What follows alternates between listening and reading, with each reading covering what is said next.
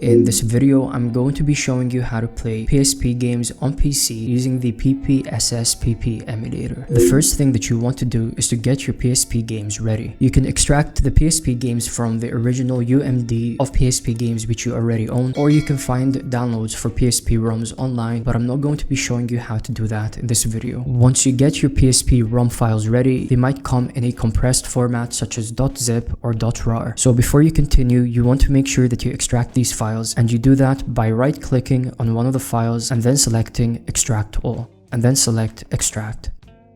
As you can see, we have the extracted file here, and you just want to make sure that you've extracted all of the files which you want to play. You can go ahead and delete the old compressed files because we won't be using them anymore. The extracted files are going to look something like this. They're usually going to be a .iso file. Just one more thing that I forgot to do is that you want to make sure that you take the ISO files outside of those folders so that they're automatically loaded up into the emulator. So I'm just going to drag them to the parent folder here. And then I'm going to delete these empty folders.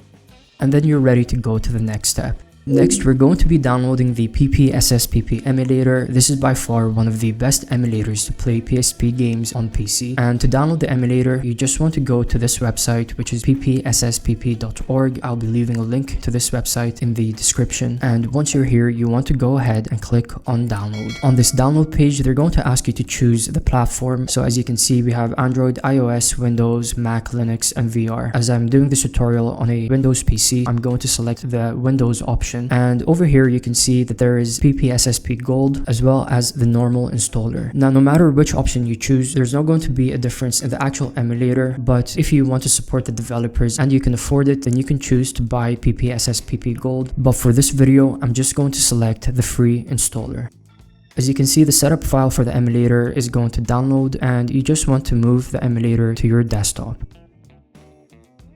Once it's on your desktop, you want to double click on the setup file, click on yes here, choose a language for the installation. I'm just going to keep this at English, so click on OK. Here you can choose where you want to install the emulator. I'm just going to keep it on my C drive, but you might want to choose a different directory on your computer. Click on next and then click on install. The setup is only going to take a few seconds to install. I'm going to uncheck the view readme option and keep the launch PPSSP option checked, and then click on finish.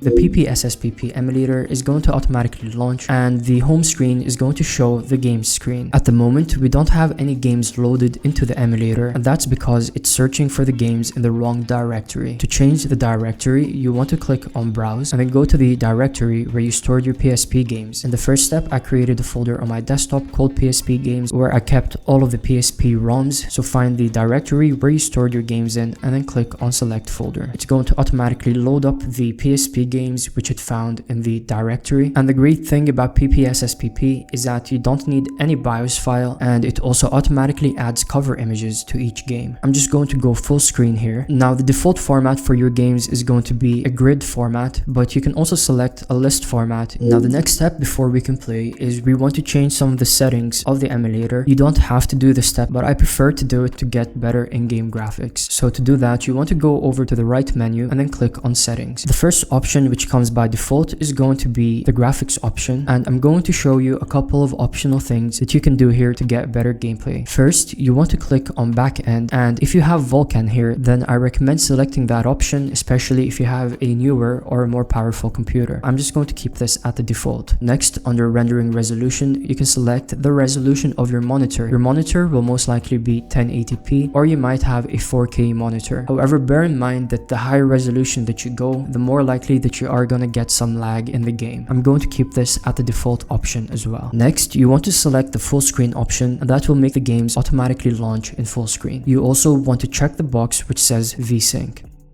Now you want to scroll down until you see the performance option, and you want to check the first option here, which will improve the frame rate. And finally, you want to scroll down all the way till you see texture upscaling, and you want to select upscale level. What this option does is it makes the in-game textures smoother, but once again, if you go to a very high upscale level, it could make the game lag depending on the game's performance as well as how powerful the computer you're using is. So I'm going to keep this also at the default, but you can select 3 times or 4 times here. The next thing that we're going to be doing is setting up the controls. So on the left menu, you want to click on controls and then go to control mapping.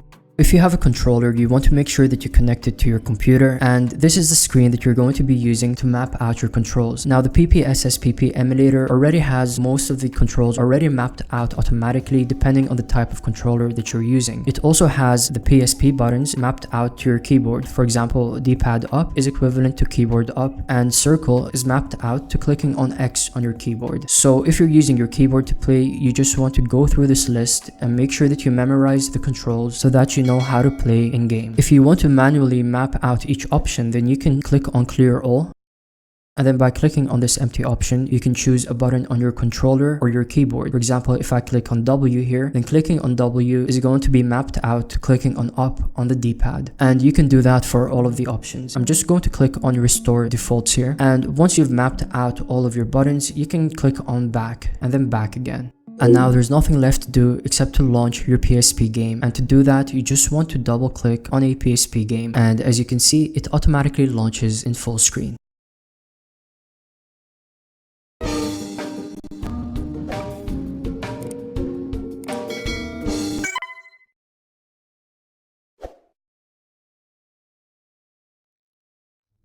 In the great struggle.